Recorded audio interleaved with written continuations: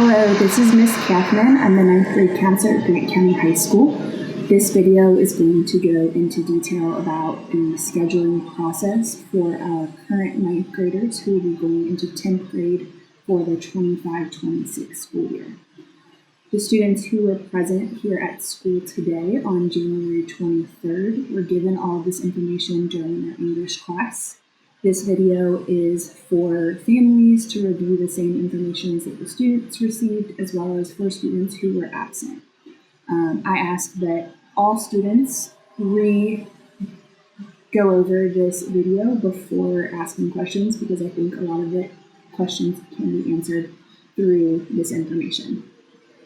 Students were given a packet of information that I will go through here in the next few minutes, as well as their bright yellow scheduling sheet and their transcript. So the first thing I went over with all students was their transcript.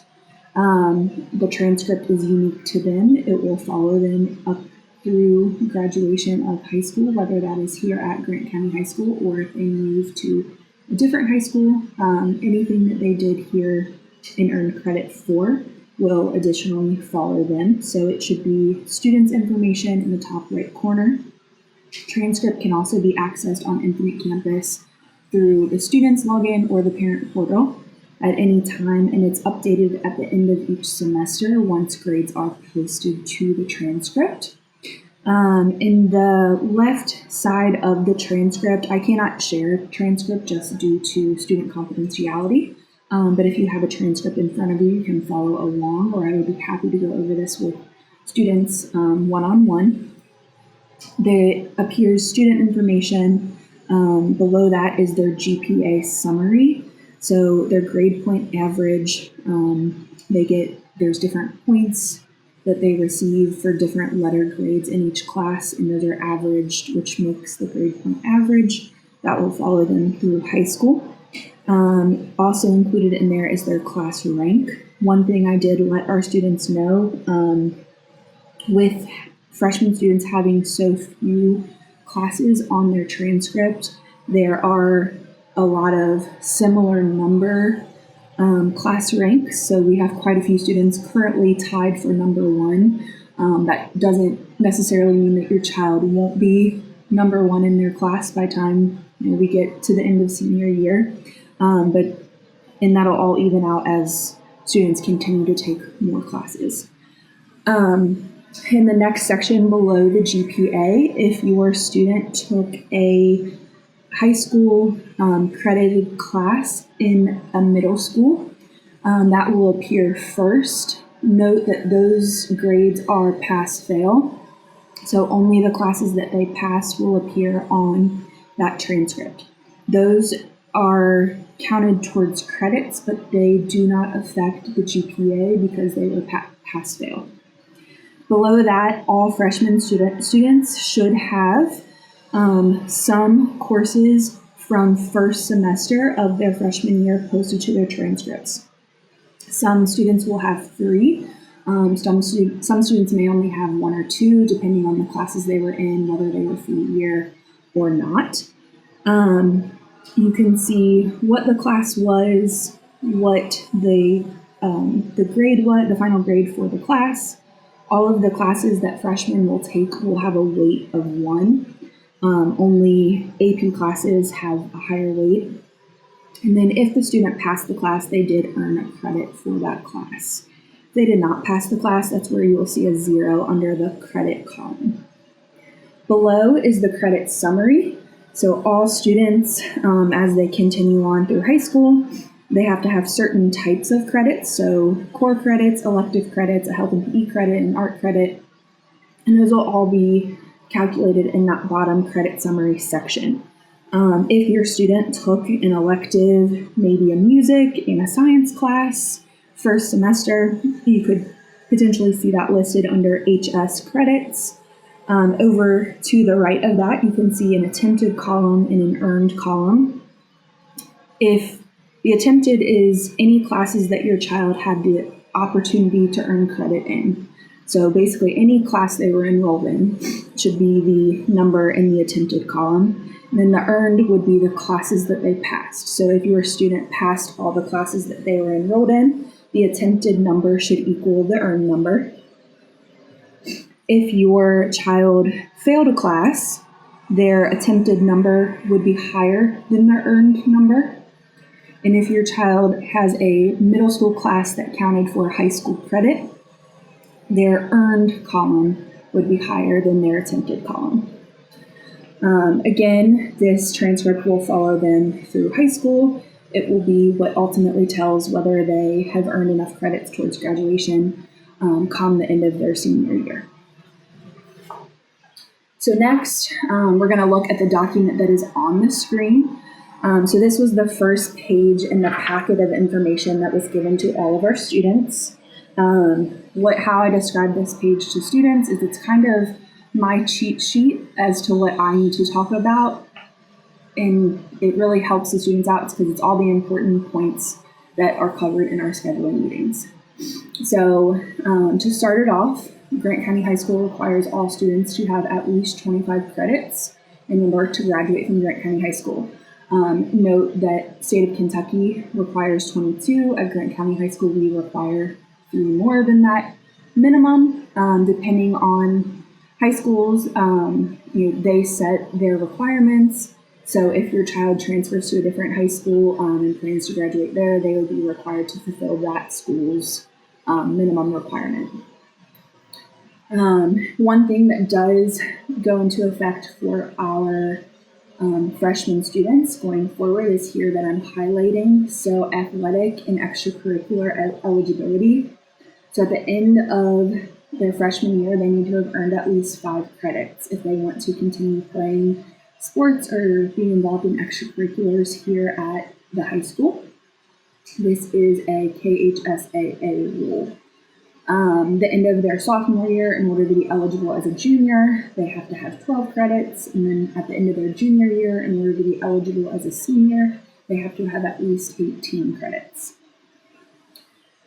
The second piece of paper in our packet is the KDE graduation requirements. So this is the minimum graduation requirements by the state of Kentucky. A few moments ago, I mentioned that Kentucky requires 22 credits for graduation. These are those classes. So every student that graduates from a Kentucky high school has to have 4 English credits. So that's English every single year of high school. 4 math credits, so 1 every single year. 3 social studies classes, 3 science classes, and then a health and PE credit, which we do that they do that all in the same semester, so they get their full credit here with 1 semester of health and PE. Or we have students who take a full year of JROTC in order to get this health and PE credit. And then at least 1 visual and or performing arts. Those are the required core classes. In addition to that, students have to have at least 9 electives.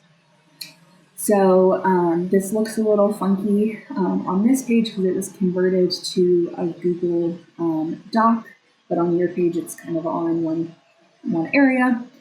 So some other requirements for graduation per the state of Kentucky: all students have to pass a civics test that is given during their government and civics social studies class sophomore year. If they don't pass that, they'll take it again until they pass it. Students also have to complete a course or program in financial literacy. That's something we work with them on. The requirement may look different for them come their senior year, so they will definitely be aware of what that is when that time comes. And then these last 2, which don't really look like bullets, I'm gonna do my best to make them look like that way. Here we go. They have to receive instruction in its essential workplace ethics or demonstrate competency in technology. They do these last 2 without even realizing it's all built into their schedule, so that's nothing that they have to worry about completing additionally. Other things that the state of Kentucky requires is all students have to complete an ILP each year. We use a program called Zello to do that. Most freshman students have completed that. Those who haven't, will be working with them in the upcoming weeks to make sure that's done this school year. They have to do that every single year of high school. The next page in our packet, this is a half piece of paper, so just half of this should be stapled in your packet, and this is our honors recognition. So come graduation, different students can be honored for different academic achievements. Those are listed here. So the first level of recognition is cum laude. So that means that student earned at least a 3.5 GPA. So as they walk across the stage for graduation, they would announce your student's name and say cum laude. The next recognition is magna cum laude, which is a 3.8 GPA. And then the student has passed at least 2 AP and or dual credit courses, so it could be a combination of the two, and then has a minimum composite of a 24 on the ACT. The highest level of academic recognition is a summa cum laude, which means the student has a 4.1 GPA or higher, a minimum, they've taken at least 4 AP or dual credit courses, and then a minimum of a 26 on the ACT. So some things that students look forward to is graduation and wearing all the extra things with their gowns. So it's something we talk about regularly of what they could potentially achieve. So next, going into pre-college curriculum. So we'll go back to our registration notes, and I'm just kind of going through these by bullet points. So if your student knows, or there could be a chance that they would want to go to college after high school, I would highly recommend for them to go ahead and complete their foreign language, 2 credits of foreign language while they're here with us in high school. There are certain colleges and universities that require the foreign language. Now, it doesn't necessarily mean that that college would not accept your students because of if they didn't have a foreign language class while they were here with us. It just means that they might have to take it in college, which 1, costs money, and 2, is probably going to be a lot more difficult than a high school level foreign language course. We currently only offer Spanish as our foreign language, but I highly recommend students taking advantage of those classes while they're here in high school if they do plan to go to college. Part of the pre-college curriculum is also rigorous electives, having at least 3 of those. So what that means is any above intro level elective. We have some academic electives, some core electives that students could be in later on in high school, any fine arts, for additional foreign languages, and then any career and tech course that's above an intro level course. Health and PE is not included as a rigorous elective. Next, we covered honors and AP classes. So I'm going to kind of flip back and forth. Here is a sample standard 4-year plan. So if your child is not in honors classes, that is perfectly okay. This guide would be kind of what they would look at in order to plan out their 4 years of high school, of what types of core classes they could take and potentially how many elective openings they would have in their schedule. On the back side of that paper that's in that packet is the honors and AP standard 4-year plan. So it maps out students who are in fully in honors classes. We do have many students who are only in 1 honors core class or maybe 2, and they would just follow whatever honors class that is through. So they'd kind of be working between the sample regular courses, standard courses, and the honors AP. Again, more than happy to work with your student individually on this if they have questions or really aren't sure what to do. One thing we do want to point out is we are anticipating offering AP Government and Civics here for our current freshmen to take as sophomores. Now note that that will be a 3-year class, so it will cut down one of their 4 electives. So, and I see an error on this sheet right now, they would have 3 options of electives if they choose to take Government and Civics. They'll have to have teacher recommendation, and we will look at MAP scores. That's all in the course catalog of what the requirements are for that course. Looking back at our registration notes, there is a Keys Money bonus given for AP coursework and ACT scores. I'll go over that when we get into the course catalog. I briefly talked with all students about dual credit courses. Sophomores are not eligible to take dual credit courses. Dual credit courses are offered to juniors and seniors. One thing to be mindful of going into our sophomore year is that in order to be eligible to take dual credit classes as a junior, the students have to have a 3.0 GPA. That is not a requirement of Grant County High School. It is a requirement with the universities that we partner with. The student has to have a 3.0 GPA if they want to be admitted into that university for a dual credit type course. There will be more information about dual credit covered during your child's sophomore year, more in detail on how to sign up and all those types of things.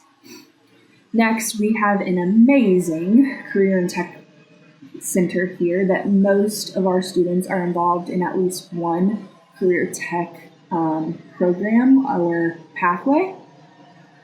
In order to continue on in those career pathways, students have to be in what's considered good standing. So that means, they have good attendance, they're staying out of trouble, they're on track with their credits. It can also lead to either grades in that class or their core classes and their work ethic. So if we have a student who, has 100% in engineering 1, but maybe they are not passing their English and math, that would not be considered good standing. We expect all of our students to be successful in core classes and electives. Ultimately, our core classes are what the state of Kentucky requires for graduation. So if you are not being successful in those, that would not be a reason for you to continue on in the CTE programs. We do also ask our CTE teachers for recommendations of students to continue on in their higher level courses, so come junior, senior year.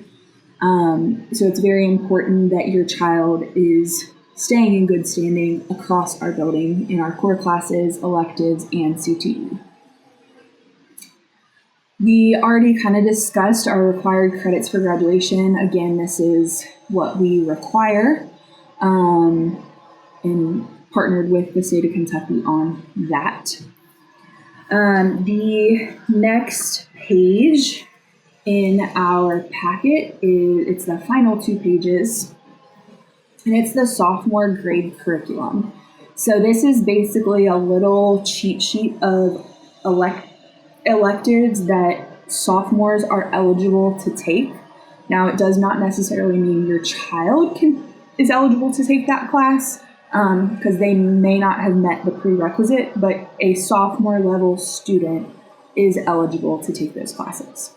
So as you can see here, looking in the agriculture education section, once a student has completed Principles of Agriculture, they're able to take any of these other agriculture classes in any order. You can see industry certification course. So all of our CTE pathways have industry certifications, and it's important that if you want to be industry certified, you have to take those courses for the different pathways. Looking down into the arts and humanities, so these would be all of our classes that would count as our arts and humanities classes. Some of these do require a teacher approval, maybe a course fee, or an audition. So I made sure to kind of map out what the extra requirements were for all of our courses here in this side prerequisites column. Note that sophomores are eligible to take automotive as a sophomore. That will be a year-long class, so they would take Auto A in the fall, Auto B in the spring. Looking down a little further, they are also eligible to take yearbook or broadcasting. That does come with an application with teacher approval. They can get those applications in the guidance office. And then our science electives. So one thing that I explained to all of our students today is just because a course is on this paper in our course catalog does not 100% mean that we will have that course on our master schedule next year. We build our master schedule based off of student interest. So if we have 4 students who want to take our geology class, we will not offer that geology class for that school year. Now, if we have 60 students who want to take geology, we would do our best to include 2 sections. That way all 60 students could take that class. That is why some of our classes come and go each year, just based off of student interest. Another new class that sophomores are eligible to take is our welding pathway. And again, similar to the auto, they would take cutting processes first semester and SMall second semester.